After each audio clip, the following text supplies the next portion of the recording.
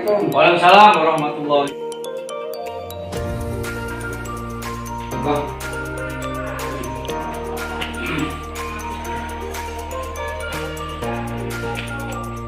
Gimana Pak Edi kabarnya? Alhamdulillah sehat. Sama juga saya sehat, teman-teman dari guru sehat semua, doa dari Ini semoga sehat ya. Tujuan saya ke sini Pak sama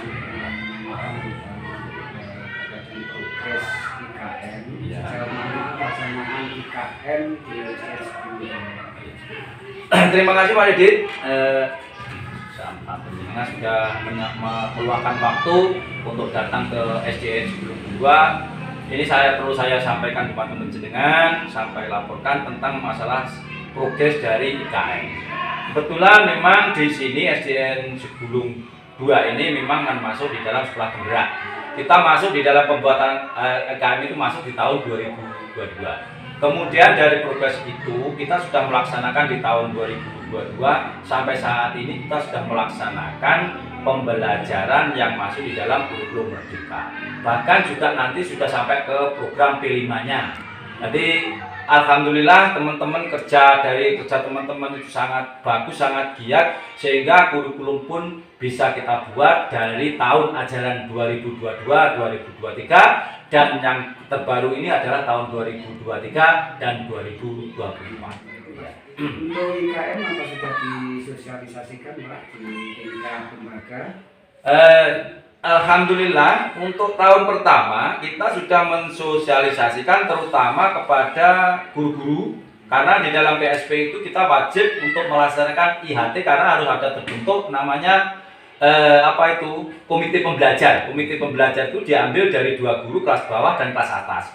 Oleh karena itu dari 2 guru itu kita wajib mengimbaskan kepada yang lain masuk IHT. Kemudian di tahun kedua masuk ajaran baru kita juga sosialisasikan karena memang ada tambahan program di sebelum 2, termasuk ekstrakurikulernya kita tambah karena diharapkan dari kurikulum Merdeka itu semakin ke depan itu ekstra juga semakin ada tambahan seperti itu, sehingga masyarakat biar tahu apa kegiatan di sebelum 2 itu seperti apa. Dari KP ke guru non KP. Ya sudah. Masuk juga sudah diimbaskan ke wali murid. Wali murid sudah. Ya. Kemudian untuk di tingkat gugus dan mungkin di tingkat kecamatan disosialisasikan terkait dengan IKN. Karena kita masuk di gugus Ketandan 1 itu sudah kita ada pengimbasan khususnya di gugus Ketandan 1. Kita pengimbaskan masalah kemarin bedah CP, bahkan di rapot sudah ada pengimbasan. Kemudian di tingkat kecamatan, karena kita juga masuk di sekolah penggerak itu satu kecamatan ada 2 di SD Banjarsari Kulon 2, kita harus ada kolaborasi antara Sebulung 2 dan Banjarsari Kulon 2 untuk mengimbaskan namanya IKN ini ke semua guru-guru, khususnya di guru kelas 1 dan kelas 4, kelas 2 dan kelas 5. Jadi sesuatu yang kita peroleh yang terbaru dari sekolah penggerak itu sudah diimbaskan ke sekolah yang lain, khususnya di Kecamatan Dagangan. Itu Pak Didi ya. Untuk pelaksanaan pembelajarannya, apakah sudah mengacu pembelajaran yang menyenangkan? Alhamdulillah untuk guru-guru sini, karena sesuai dengan kurikulum Merdeka ini, berarti anak-anak itu diberikan kebebasan untuk belajar. Dalam arti kebebasan itu tidak sebebas-bebasnya, tetap ada koridor-koridor, tetapi anak itu bagaimana bisa belajar dengan nyaman, aman, sehingga apa yang kita sampaikan kepada anak itu bisa diserap, bisa disampaikan kepada anak itu merasa senang belajar ini. Dan teman-teman guru itu dalam pembelajaran itu tidak hanya bersumber pada buku saja Pak Didi, tetapi sudah mengadopsi dari pembelajaran yang lain, misalkan diambil dari video-video yang kaitannya dengan pembelajaran. Tidak hanya di kelas saja ya, mungkin bisa di perpustakaan yang ketika itu materinya sesuai dengan materi yang ada hubungannya dengan materi perpustakaan. Mungkin di taman atau di di sekolah. Jadi tidak hanya semua itu pembelajaran dilaksanakan di kelas. Di kelas. Kemudian untuk modul ajarnya, apakah sudah sampai ke pembuatan modul ajar sendiri atau masih membentuk dari mungkin dari PMN atau dari yang lain? Ya, untuk modul ajar awal kita masuk di dalam sekolah penggerak kemarin, kita memang ada di model 4. Itu memang dari sana kita download kita. Tetapi kita sesuaikan dengan kondisi sekolah kita masing-masing. Terus kemudian masuk di tahun kedua, tahun pertama, tapi di akhir-akhir tahun itu diharapkan sekolah penggerak itu bisa merombak. Artinya kalau merombak itu sebagian besar sudah kita rubah. Alhamdulillah kita masuk di tahun kedua ini, teman-teman guru itu alhamdulillah bisa membuat modul ajar sendiri, walaupun belum semua bidang studi, tetapi sudah bisa membuat modul ajar sendiri. Kemarin dari kelas 4 itu sudah bisa membuat modul ajar matematika. Terus kemudian di kelas Bu Titin di kelas 1 itu juga sudah membuat modul ajar bahasa Indonesia. Artinya dengan seiringnya waktu teman-teman guru itu bisa membuat modul ajar. Mungkin selama ini ada kendala Pak di dalam pembuatan modul ajar dari teman-teman guru? Nah, ini kendalanya begini Pak Didit. Sebetulnya secara teori memang tidak ada kendala. Cuman begini, karena di sebelum 2 ini dari gurunya kan memang kekurangan tenaga. Sehingga guru 1 itu merangkap 2 kelas. Sehingga untuk Bu Titin misalkan merangkap kelas 1 dan kelas 2. Sehingga kan secara fisik membuat modul ajar di kelas 1 dan di kelas 2. Itu juga memerlukan waktu dan sebagainya. Nah, secara teknik itu memang secara teori insya Allah bisa untuk membuat modul sendiri. Cuman karena kendalanya karena memang tenaga. Karena memang ya kekurangan guru di SD sebelum 2 itu kan masih kurangan 2 guru kelas. Sehingga bagaimanapun kekurangannya ya tetap kita optimalkan. Masa nek sekolahnya kurang guru terus anaknya kan tidak diajar, ya tetap kita maksimalkan. Sudah terlaksana mata kendala dari guru. Nah, ini kalau untuk diferensiasi alhamdulillah sejak awal memang sudah kita laksanakan. Awal-awalnya memang ada kendala karena ya guru sendiri belum memahami betul apa artinya diferensiasi. Tetapi dengan seiringnya waktu sampai 2 tahun, insya Allah sudah kita laksanakan dan sudah tahu kan artinya diferensiasi itu kemampuan anak kan tidak sama. Jadi ada pembeda anak yang mungkin kemampuannya di bawah rata-rata, kemampuannya di atas rata-rata itu. Tetap bagaimana pembelajaran itu bisa dilaksanakan dengan tujuan yang sama gitu, dengan asesmen yang sama, tapi bobot soalnya yang berbeda. Antara yang kemampuannya agak rendah dan kemampuan yang tinggi memang tujuannya sama, cuman bobot daripada nanti soal-soalnya itu beda, tetapi dengan tujuan yang sama. Mungkin dari Bapak Ibu guru masih ada kendala di dalam kelas itu, ada siswa yang tidak bisa membaca. Yaitu pengolahan yang kurang maksimal, atau mungkin penggunaan medianya kurang maksimal. Nah, itu semua sudah dilakukan. Sudah dilaksanakan. Hanya saja dari masing-masing kelas kadang ada siswa yang kurang bisa membaca. Ya memang kemarin kita kan kalau di sekolah penggerak kan kita melaksanakan, setelah kita melaksanakan PMO beberapa kali, ini kan PMO sudah levelnya sudah level sekolah, sehingga bagaimana untuk melihat akar masalah yang ada di sekolah tersebut itu berdasarkan rapor teman. Kebetulan di sebelum 2 itu ada memang literasinya tidak merah, tetap hijau, tetapi nilainya belum maksimal. Oleh karena itu PMO sekolah itu kita mengambil akar permasalahan, topiknya itu tentang literasi, sehingga guru dari masing-masing kelas itu kendalanya memang ada anak yang mungkin sampai kelas 4 itu kurang membacanya, itu kurang lancar, sehingga untuk memahami soal-soal pun kesulitan, sehingga literasinya itu bisa ditingkatkan dengan berbagai macam kegiatan. Salah satunya adalah dengan kegiatan pembiasaan membaca setiap pagi. Di pojok baca itu disediakan setiap kelas. Jadi apa yang dipesankan Pak Didit waktu PMO itu untuk belajar membaca itu tidak harus di kelas saja, Nanti biar tidak jemu, bisa dibawa ke perpustakaan, bisa dibawa ke mungkin di teras dan sehingga ada variasi seperti itu. Mbak. Kemudian Pak Warsono, saya juga ingin tanyakan terkait dengan pembelajaran Iya. termasuk penyusunan modul Modul ajar. apakah kesulitan, mungkin implementasinya di kelas juga ada kesulitan, bisa teman-teman jelaskan. Ya. Alhamdulillah untuk P5 ini sejak kita masuk di PSP pertama memang sudah kita laksanakan. Modul ajar awal-awalnya ya sama. Awal-awalnya kita tetap mengambil downloadan yang ada di Google. Kemudian seiring waktu teman-teman guru itu bisa modifikasi yang kaitannya dengan P5. Alhamdulillah karena kita sudah melaksanakan hampir 2 tahun, maka teman-teman guru itu bisa membuat modul P5. Nah, modul P5 itu kan tidak bisa dibuat sekaligus Pak Didi, karena memang apa itu? Ada tahapan. Kita ikuti tahapan-tahapan modul P5 itu. Dan alhamdulillah kita sudah melaksanakan di tahun pertama itu dengan tema kewirausahaan dan tema kearifan lokal sudah kita laksanakan, ada dokumen, ada video penuh dan sebagainya.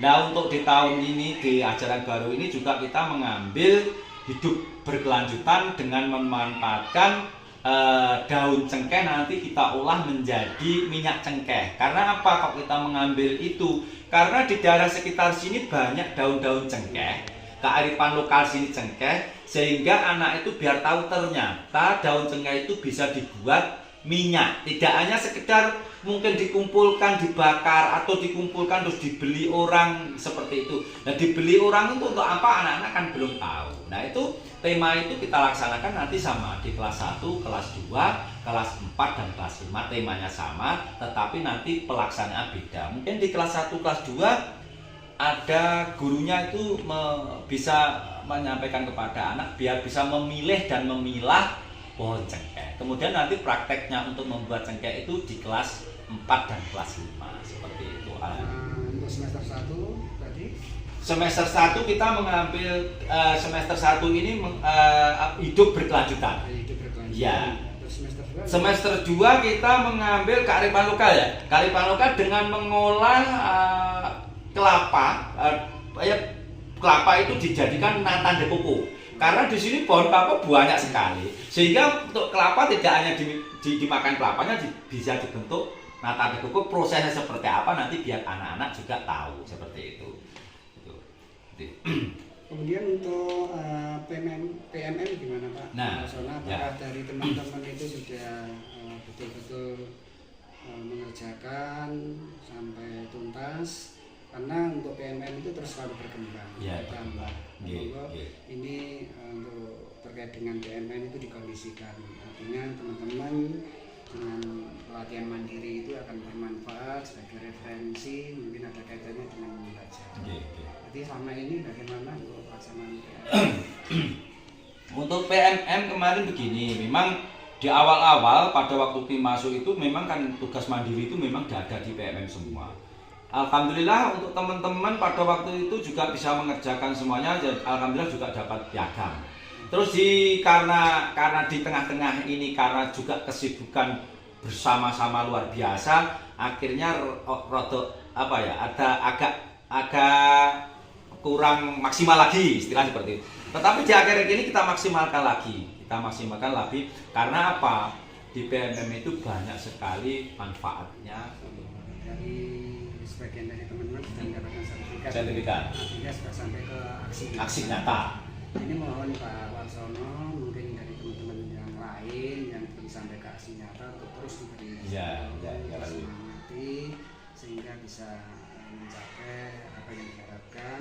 Sesuai dengan teman-teman tadi sudah mendapatkan sertifikat ini. Jadi selama ini memang untuk PMM sampai ke postes. Proses. Ini diupayakan bisa ke aksi nyata. Sebenarnya aksi nyata itu kan sudah kita laksanakan setiap hari. Tinggal bagaimana kita mempunyai kemauan, keinginan, niat untuk bisa sampai ke aksi nyata. Pak. Kemudian untuk tombelnya, bagaimana untuk komunitas belajar di SD 10.2 ini? apakah sudah terlaksana dan yang dibahas apa saja. Yes. Nah itu kaitannya dengan komunitas belajar di SD Segulung 2 ini memang sudah kita laksanakan. Artinya begini, komunitas belajar itu artinya bagaimana guru itu yang satu dengan yang lain itu bisa bekerja sama, bisa menurunkan ilmu yang didapat dari guru satu ke guru yang lain, karena kemampuan guru pun kan juga tidak sama, sehingga ada kolaborasi antara guru kelas 1, kelas 2, kelas 3, kelas 4, bahkan guru penjaga sampai guru agama. Sehingga apa yang disampaikan, misalkan dari sini kita ada komite pembelajar yang tatkala kita ada lokakarya itu ada 2 guru. Biasanya yang ada tugas itu saya tunjuk adalah Bu Titin dan Bu Desi. Sehingga ilmu yang didapatkan Bu Titin dari Bu Desi di lokakarya itu kita sampaikan kepada teman-teman yang lain. Sehingga teman-teman lain juga tahu apa yang kita peroleh di sana. Itu khusus di Kombel SD Segulung 2. Bahkan juga ada nanti Kombel komunitas praktisi Pak Didit. Di sekolah kami, di sekolah penggerak yang kaitannya ada 5 SD. Itu ada membentuk komunitas praktisi yang kaitannya di kelas 4-6 yang difasil oleh Bu Sayeti. Itu ada 5 SD antara Segulung 2, Landung 2, Betek, Sirapan 1 dan Balirjo 2. Itu setiap 2 bulan sekali kita mengadakan pertemuan. Nah, apa fungsi pertemuan itu? Karena memang salah satunya adalah kita membuat modul ajar dari terus membuat ATP, TP dan sebagainya. Itu nanti tugasnya dibagi, sekolah ini membuat sekolah ini misalkan bahasa Indonesia, sekolah Segulung 2 membuat IPAS, terus yang lain misalkan tentang IPS dan sebagainya. Sehingga kalau sudah nanti kita satukan jadikan satu model, sehingga setiap sekolah punya file-file yang mungkin modul ajar, model P5 dan sebagainya. Nanti sudah berjalan, alhamdulillah selama 1 tahun ini sudah berjalan. Untuk komunitas belajar tadi disampaikan sudah melibatkan sekolah, kemudian guru, mungkin juga orang tua sudah dilibatkan di situ membahas terkait dengan kurikulum. Nah, untuk orang tua kebetulan begini, kemarin yang kaitannya dengan apa itu kurikulum, kita kan waktu P5 yang kita libatkan. Pada waktu kita membuat keripik singkong yang tema yang kedua di semester tahun 2022-23. Itu kan kita membuat keripik singkong menjadi keripik singkong. Kita melibatkan wali murid, kebetulan di daerah sini itu ada dari rumah itu yang membuat keripik singkong itu. Sehingga bagaimanapun dari beliaunya kita undang ke sekolah untuk memberikan ilmunya kepada guru-guru dan juga murid-murid. Sehingga murid itu tahu bagaimana mengupas singkong yang benar, terus bagaimana menggoreng yang benar, bagaimana mengombinasikan bumbu-bumbunya seperti itu. Tidak hanya sekedar bekerja tetapi tidak tahu juga prosedurnya. Karena kita memakai kita punya alat rajang Pak Didit untuk ketela itu kita punya rajang, sehingga rajangan ketela itu besarnya sama, tebal tipisnya sama. Sehingga kalau nanti diolah digoreng itu bisa menarik. Seperti itu Pak Didit. Salah satunya orang tua murid. Ini anak-anak diajak ke kebun, ya, tempat produksi, seperti salah satu ya, sehingga anak bisa melihat sendiri, melalui prosesnya, sehingga bisa mandiri, bisa melakukan sendiri. Kemudian untuk atau terkait dengan digitalisasi bagaimana sejauh ini? Nah, kaitannya dengan digitalisasi, karena memang sekarang kan sudah eranya seperti ini Pak Didit. Sekarang juga pun pembelajaran dari anak-anak pun sudah memakai IT. Jadi anak-anak itu tidak hanya sekedar mendengarkan dari guru, tetapi tak kala mungkin kelas 5, kelas 4, bahkan kelas 1 kita bawa LCD proyektor ke kelas, kita putarkan video pembelajaran. Artinya anak itu belajarnya senang hanya melihat itu, tetapi tidak hanya senang-senang, tetapi di balik pemutaran video itu ada faedah pembelajaran. Tatkala setelah selesai itu anak ada pertanyaan yang kaitannya dengan video tadi. Misalkan tentang hewan. tentang tumbuhan. Makanya pertanyaan-pertanyaan tersebut yang kaitannya dengan hewan dan tumbuhan tadi. Kalau saya lihat pas kita supervisi di kelas, itu ternyata anak itu sangat senang. Jadi tidak monoton guru saja yang menjadi sumber, tetapi media-media seperti itu yang pertama. Terus yang kedua kaitannya dengan sekarang memang semua kan berbasis data. Kaitannya juga dengan IT semuanya, termasuk operator yang kaitannya dengan BOS itu juga inputnya data juga berbasis data kaitannya dengan IT Pak. Jadi alhamdulillah teman-teman itu dengan adanya itu juga belajar bagaimana menguasai IT seperti itu. Sono sementara itu yang ingin saya gali informasi dari penjenengan selaku kepala sekolah. Jadi sementara waktu bisa sudahi ya. Saya sampaikan terima kasih kepada Pak Sono juga dengan teman-teman yang lain atas informasi, dan informasi penjenengan bisa nanti bisa saya pakai untuk pendampingan penjenengan selanjutnya. Iya. Kami juga terima kasih Pak Didit sudah berkunjung ke sekolah kami. Tapi saya tetap minta Pak Didit atas petunjuknya, sarannya. Bagaimanapun juga ibarat orang naik sepeda motor itu kalau tidak ada spionnya kan kurang bagus. Artinya kalau memang ada kekurangan juga saya minta petunjuk. Kalau mungkin saya sewaktu-waktu telepon atau WA ya jangan mungkin di malam dan sebagainya. Ya karena memang ingin tahu bagaimana perkembangan ini. Sehingga saya lebih juga senang apabila memang ada kekurangannya Pak Didit menyampaikan kekurangan. Dengan kekurangan itu kita belajar Pak Didit. Ya dan semua aktivitas yang ada di sekolah sini itu semua Pak Didit. Kita dokumentasikan. Jadi kita dokumentasikan seperti ini. Ini ada file-file yang kaitannya dengan ini ada dokumentasi praktek baik dalam komunitas belajar yang penjenengan tanyakan tadi ini. Semua ada dokumentasi. Nah ini dengan teman-teman semua ada. Itu salah satunya. Nah itu. Terus ini juga ada Pak Didit yang kaitannya dalam perencanaan berbasis data yang kaitannya dengan Arkas ya dan sebagainya. Itu kita dokumentkan semua. Terus ini juga ada pengimbasan yang dilakukan di sekolah tadi yang penjenengan tanyakan tadi, pengimbasan dari wali murid, dari ke guru yang lain, bahkan sampai ke tingkat kecamatan ada semua. Kita dokumentasikan itu. Ini contoh-contohnya ini. Nah, ini IHT waktu IHT sosialisasi kita dokumentasikan semua. Jadi semua kegiatan ini kita dokumentasikan karena dengan dokumentasi ini kita bisa belajar juga. Ini program ekstrakurikuler yang ada di ada ini ekstranya.